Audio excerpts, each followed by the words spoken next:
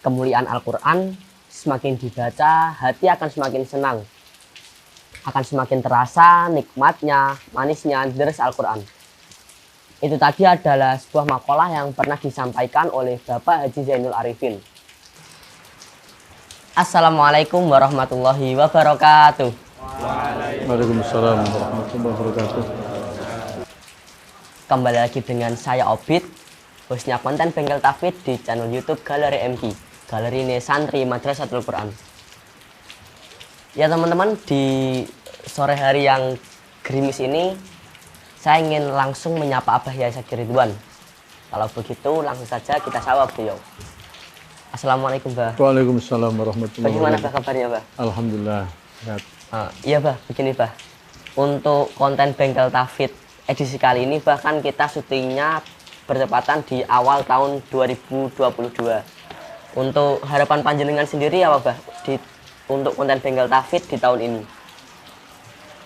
Ya, saya berharap bengkel ini satu media yang bisa dimanfaatkan oleh semua pihak. Ini kan merupakan penghubung antara santri dengan wali dan atau masyarakat luas secara umum. Ya, saya berharap ke depan malah harus diperluas kontennya, isinya, bentuknya, dan bahkan saya berharap MQ ke depan punya media yang lebih canggih. Amin amin. Ya, taruhlah seperti umpamanya punya media televisi, Nggih. ya, yang bisa digunakan untuk syiar Al-Quran, meng-Al-Qurankan masyarakat dan masyarakat Al-Quran, supaya MQ lebih terkenal, berkembang, dan dikenal masyarakat Indonesia ataupun dunia. Langsung Bah masuk ke ini Bah. Enggak.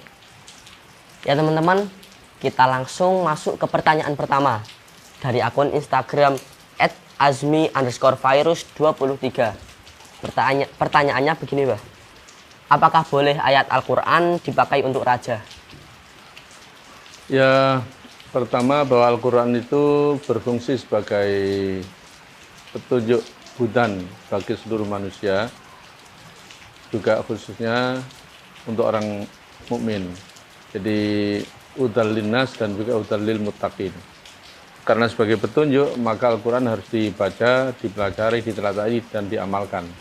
Ya, ibaratnya seorang punya mobil baru kan ada petunjuk pemakaian. Nah, supaya selamat terhindar dari kecelakaan, maka petunjuk itu harus dibaca berulang-ulang dan dilaksanakan aturan-aturannya. Nah, demikian juga orang Islam, kalau mau selamat dunia akhirat, maka harus mengikuti petunjuk Al-Quran. Jadi perintahnya dilaksanakan, larangannya dijauhi, dan etikanya, adabnya dilaksanakan juga. Berakhlak dengan akhlak Al-Quran yang mulia ini. Di samping itu, Al-Quran juga dikatakan syifa'ul linnas wa nunazzilu minal Qur'ani ma huwa syifa'un wa rahmatul lil mu'minin. Nabi sendiri pernah ditanya oleh sahabat, di mana para sahabat ini dalam perjalanan mengalami ada yang terkena sengat, lebah atau yang lain, kemudian mencari obat ke sana kemari, akhirnya ketemu dengan seorang kepala suku. Seorang kepala suku itu menolak untuk memberikan obat. Ada kepala suku yang tersengat, balik ini ya. Ada orang yang tersengat, kemudian cari obat ke sana kemari, akhirnya ada yang beritahu, tolonglah minta obat kepada rombongan yang datang dari Madinah, itu para sahabat. Nah, kemudian para sahabat tadi membacakan suratul Fatihah, akhirnya sembuh. Mereka diberikan semacam hadiah sebagai kompensasi. Namun para sahabat pun nggak berani memanfaatkan hadiahnya, kalau nggak salah kambing ya. Kemudian bertanya kepada Rasulullah, apakah boleh seperti ini? Nah, Nabi menjawab boleh. Nah, Nabi sendiri ketika setiap mau tidur itu melakukan ritual membaca surat Al-Quran ini saya bacakan.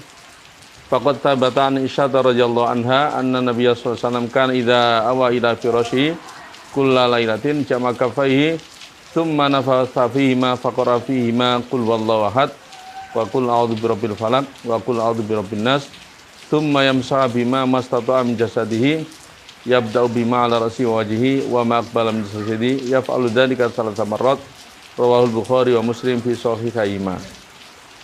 Jadi setiap malam ketika Nabi mau tidur, beliau berada di ranjang tempat tidur, mengumpulkan kedua telapak tangannya, kemudian meniup kedua telapak tangannya, dibacakanlah Qul huwallahu ahad, surat Al-Ikhlas, Qul a'udzu birabbil falaq, Qul a'udzu birabbin nas. 3 surat ini dibaca. Nah, kemudian beliau mengusap ke seluruh tubuhnya, depannya, ya, dimulai dari kepala, wajahnya, depan. Hal itu dilakukan oleh Kanjeng Nabi 3 kali. Nah, ini dalam dunia Islam disebut apa? Ruqyah, atau sebagai jimat atau azimat atau tangkal, agar terbebas atau tidak tergoda oleh gangguan-gangguan makhluk halus dan lain-lain. Nah, maka ruqyah itu dibolehkan dalam Islam. Nah, apakah yang Anda sebutkan tadi raja itu seperti itu? Kalau niatnya untuk tangkal, azimat, ya maka diperbolehkan.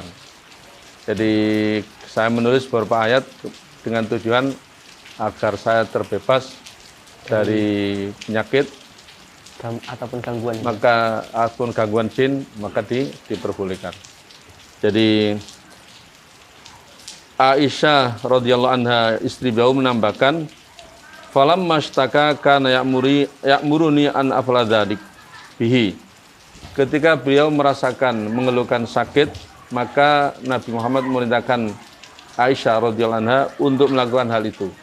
Jadi membacakan 3 surat tadi, ditiupkanlah, kemudian diusapkan seluruh tubuhnya. Berdasarkan ini, maka ruqyah menggunakan Al-Quran itu diperbolehkan.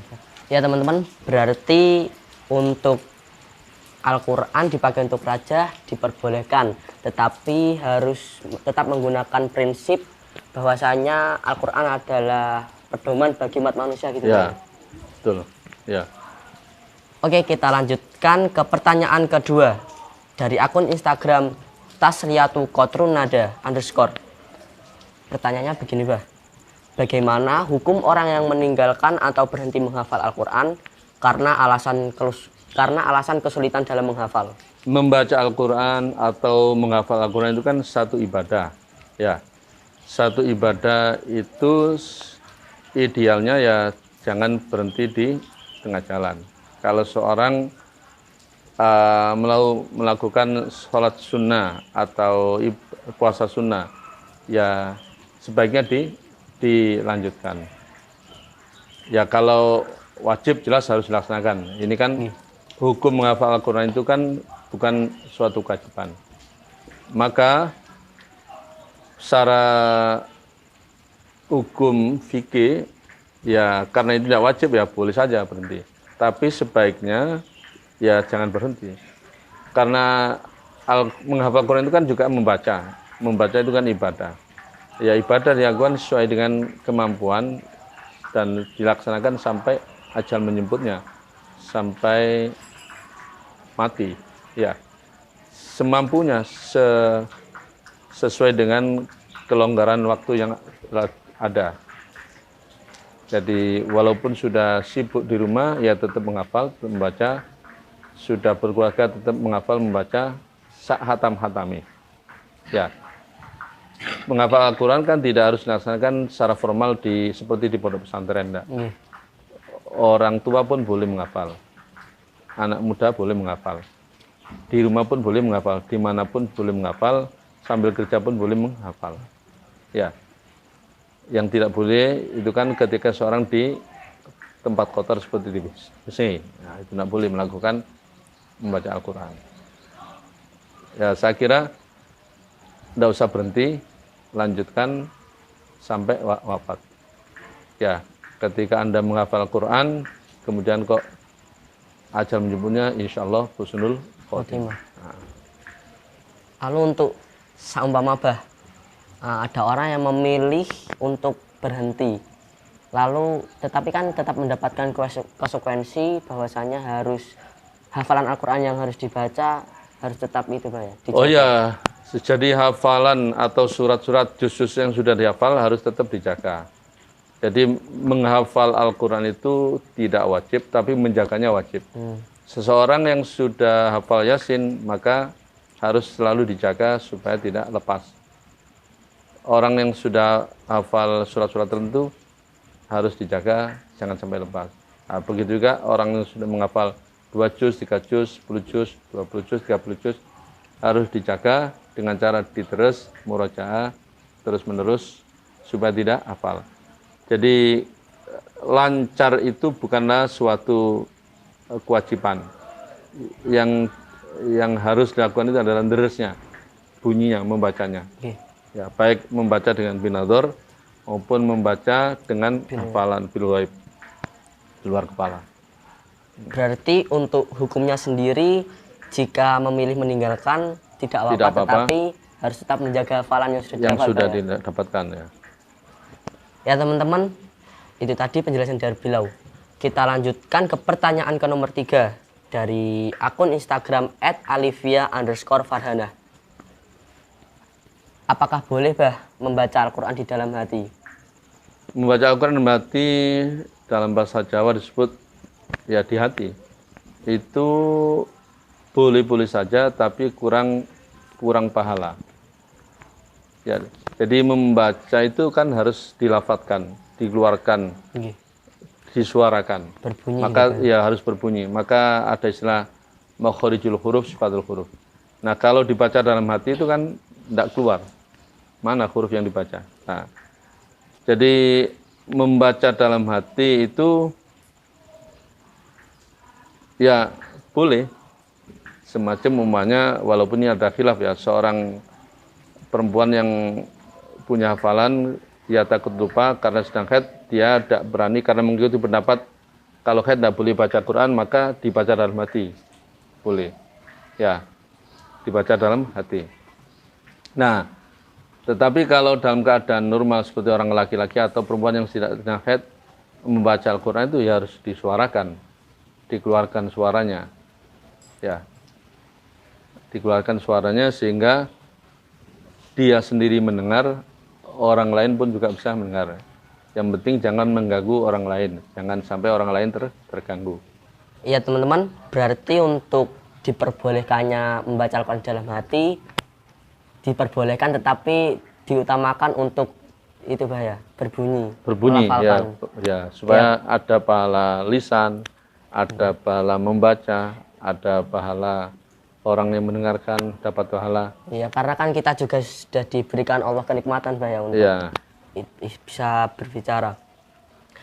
Kita lanjutkan ke pertanyaan ke nomor 4 dari akun Instagram @hasanain.haikal. Berdoa mengutip ayat Al-Quran ketika menjadi imam, apakah harus merubah dhamirnya? Ya, yang pernah saya baca dan dengar dari para kiai, para ustadz, semisal kita berdoa menggunakan mengutip dari Al-Quran seperti Rabbi fili wali walidayya warhamhuma kama rabbayani shaghira. Bagaimana ketika menjadi imam? Makmumnya kan mengamini. Nah, pendapat pertama, tidak perlu dirubah dhamirnya, sesuai dengan yang ada di Quran. Rabbi fili wali walidayya warhamhuma kama rabbayani shaghira. Tapi ada juga yang berpendapat boleh dirubah, cuman ini niatnya iktibas atau mengutip ayat Quran, tapi bukan berniat merubah lafaz Al-Quran, bukan. Kita berdoa, cuman kita iktibas mengutip redaksi dari Al-Quran. Ya, jadi kita berdoa mengutip dari Al-Quran, tapi tidak berniat merubah redaksi Al-Quran. Jadi Rabbana ighfir lana wa liwalidayna warhamhum kama rabbauna shighara, dirubah domirnya karena menjadi imam supaya makmumnya mengikuti. Nah, jadi pendapat pertama tadi tidak perlu dirubah domirnya.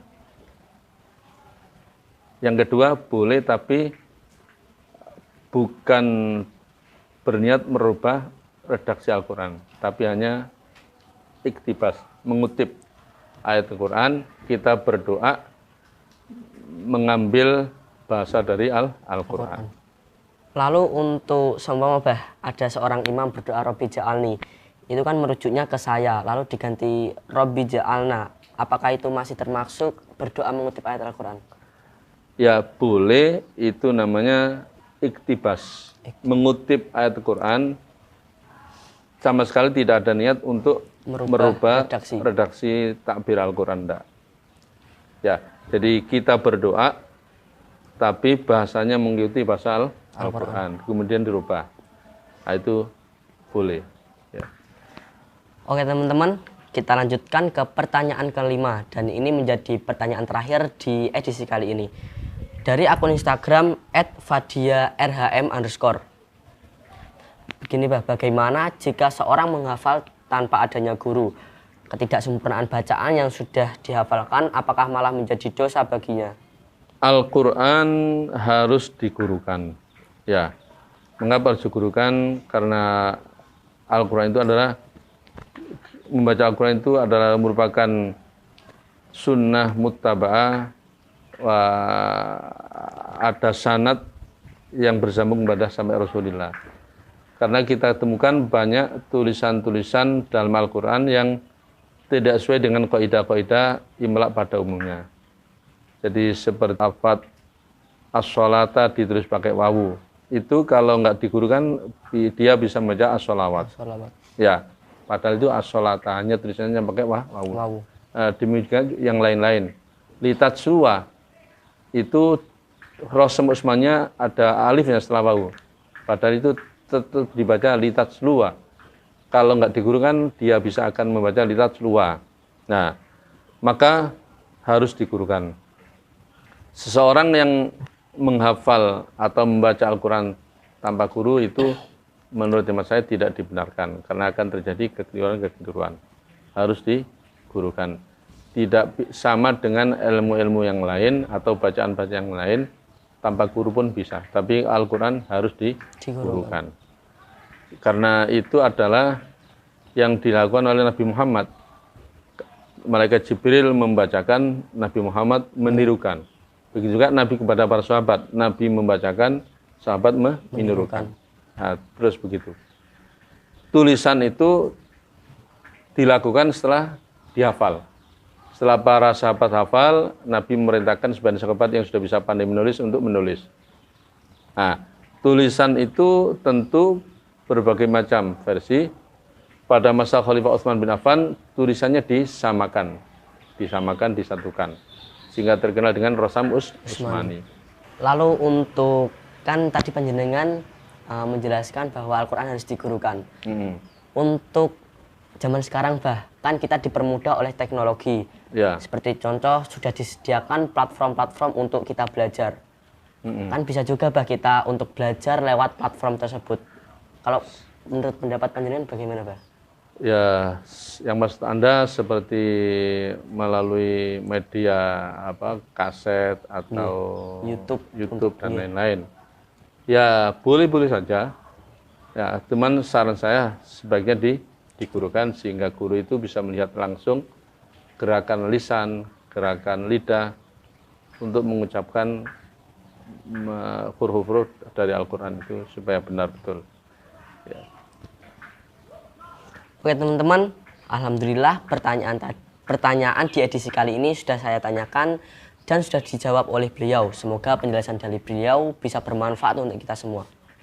Ya, Bah, terima kasih Bah sudah mau membimbing kami lagi di konten Bengkel Tauhid. Ya, sama-sama. Ya, saya doakan semoga panjenengan semoga sehat selalu dipermudah dalam segala hal. Amin, amin. Ya. Oke teman-teman, semoga konten ini bermanfaat. Dan jika teman-teman ingin konten ini lebih bermanfaat, silahkan share sebanyak-banyaknya. Dan jika teman-teman suka, silahkan like dan subscribe.